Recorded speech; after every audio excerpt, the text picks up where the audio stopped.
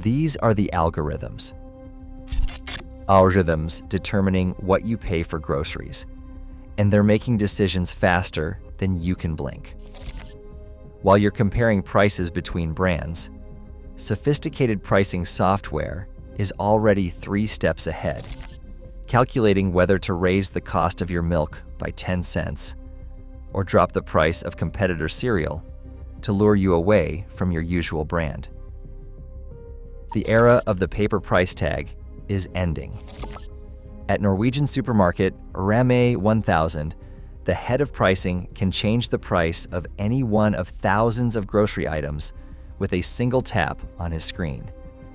They've been using this dynamic pricing system for more than a decade, but here's the fascinating part. While the store is open, prices only go down. All the increases happen overnight, when customers aren't watching. This isn't some distant future scenario. Walmart has named 500 stores that will use electronic shelf labels. Schnucks, Hy-Vee, and Kroger are rolling them out too. The technology exists. The question isn't whether dynamic pricing is coming to American grocery stores. It's already here in pilot programs. The question is how these systems actually decide when to raise your prices, and more importantly, when they decide not to. Let me walk you through how this really works, because the answer is more nuanced than you might expect. First, understand that grocery stores have always operated on razor-thin margins. According to the National Grocers Association, their members realized a net profit margin of just 1.4% in 2023. For decades, grocery store profit margins have ranged from 1% to 3%. These aren't businesses drowning in excess profits, they're surviving on volume and efficiency. But something shifted during the pandemic. The Federal Trade Commission released a bomb report in March 2024, examining grocery supply chain performance. They found that food and beverage retailer revenues increased to more than 6% over total costs in 2021, higher than their previous peak of 5.6% in 2015. In the first 3 quarters of 2023, retailer profits rose even more, with revenue reaching 7% over total costs. FTC Chair Lina Khan put it bluntly. The FTC's report finds that dominant firms used this moment to come out ahead at the expense of their competitors and the communities they serve. The report concluded that this profit trend casts doubt on assertions that rising prices at the grocery store are simply moving in lockstep with retailers' own rising costs. So, how do stores actually make these pricing decisions? It starts with understanding what economists call key value items, or KVIs. You don't memorize every price in the store. Nobody does. Instead, you remember a handful of high-visibility items and use those prices to judge the store's overall value. Milk, eggs, bread, ground beef. These are your pricing anchors, and stores know it. Matt Pavich, Senior Director of Innovation and Strategy at Revionics, the company designing much of this pricing software, explains the delicate balance. Your customers, they will leave you if you're taking your prices up and you're doing it fast and you're not doing it in a smart way. The algorithms are sophisticated enough to know which products you're price sensitive about and which ones you'll absorb increases on without much protest. Here's where it gets interesting. The decision to raise or hold prices isn't just about costs anymore. It's about data. Many shoppers who order grocery deliveries through Instacart are unknowingly part of AI-enabled experiments that price identical products differently from customer to customer, sometimes by as much as 23%. Consumer Reports found that when volunteers shopped at a Target in Ohio, nearly all were grouped into one of 4 different grocery baskets, ranging from $84.43 to $90.47, a $6.04 difference for the exact same items. The algorithms consider your shopping history, your location, your demonstrated price sensitivity, even the time of day you're shopping. They're running thousands of micro-experiments, testing price elasticity in real time. If you consistently buy organic produce regardless of price increases, you'll see different pricing than someone who switches to conventional when organic gets too expensive. But stores don't raise prices in a vacuum. Competition creates fascinating dynamics. At Remo 1000, their pricing head describes it perfectly. Our strategy would be to sell it 10 cents cheaper than our competitor, and the competitor will have the same strategy. So it kind of gets like a race to the bottom. With dynamic pricing, this competition happens in real time. Price wars that used to take weeks now escalates over hours. That's why stores sometimes choose not to raise prices, even when their costs increase. When beef prices hit record highs, the U.S. cattle inventory is the smallest it's been since 1951. Stores had to decide whether to pass those increases directly to consumers or absorb some of the cost to remain competitive. The algorithms factor in local competition, seasonal demand patterns, and customer loyalty data to make these calls. Private label products create another layer of complexity. Having high-quality store brands is crucial for customer loyalty, particularly among price-sensitive shoppers. Retailers are extremely careful about private label pricing because these products directly reflect on their value proposition. When national brand prices surge, stores often hold their private label prices steady to maintain that value perception, even if it means accepting lower margins temporarily. The timing of price changes reveals strategic thinking. Remember, Remo 1000 only increases prices overnight. This isn't coincidence, it's psychology. Price increases during shopping hours create immediate negative experiences.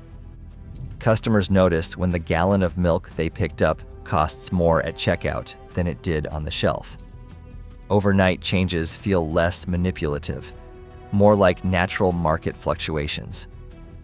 American stores are adopting similar strategies. Electronic shelf labels allow for seamless overnight adjustments without the labor costs of physically changing thousands of paper tags. But the technology also enables more granular timing decisions.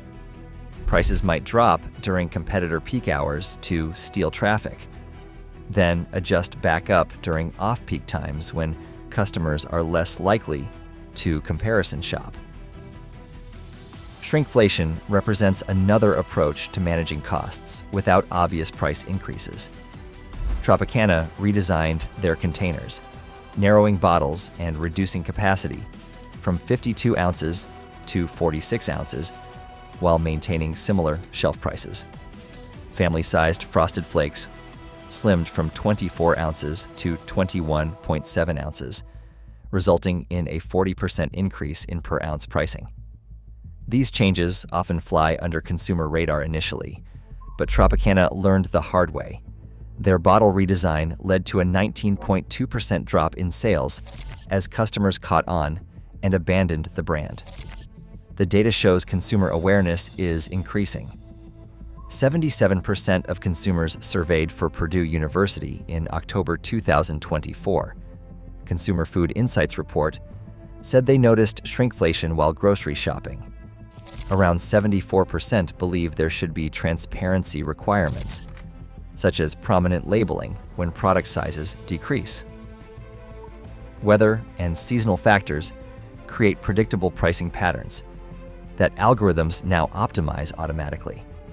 Hurricane seasons drive temporary spikes in water and non-perishable demand. Holiday baking seasons affect flour and sugar pricing. But bird flu outbreaks create more complex decisions. Egg prices peaked at $4.82 per dozen in January 2023, fell to $2.08 by May, then hit a record $6.27 in March 2025. Stores had to balance customer sticker shock against maintaining adequate inventory and acceptable margins. The pandemic revealed how quickly pricing strategies can shift. In April 2020, approximately $23 billion in away-from-home food spending redirected to grocery stores in just 2 months. Stores suddenly faced unprecedented demand with disrupted supply chains. Some economists argue that retailers used this chaos as cover to implement price increases beyond what their cost increases justified. Colorado State University economist Stephen Weiler suggests stores under the cover of darkness created by the pandemic basically used it to crank up prices more than their costs dictated.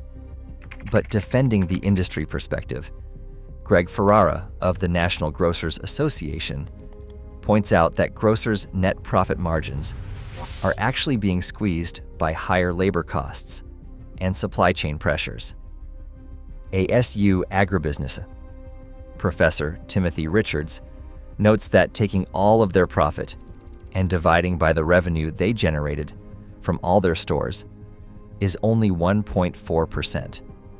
So, net margin is the best indicator for profitability. Looking ahead, the technology is evolving rapidly. Some pilot programs pair AI with facial recognition to identify returning customers and adjust pricing based on individual shopping patterns. Surveillance pricing uses collected shopper data to influence what different customers pay for identical items. 19 states are now pursuing legislation to ban these tech-driven pricing practices before they become widespread. The regulatory environment is shifting too. France enacted a law in 2024 requiring retailers to warn consumers about shrinkflation. The FTC announced a strike force on unfair and illegal pricing in August 2024. Lawmakers, including Senator Elizabeth Warren, have warned that electronic shelf labels could enable problematic dynamic pricing practices. Yet the economic fundamentals remain unchanged.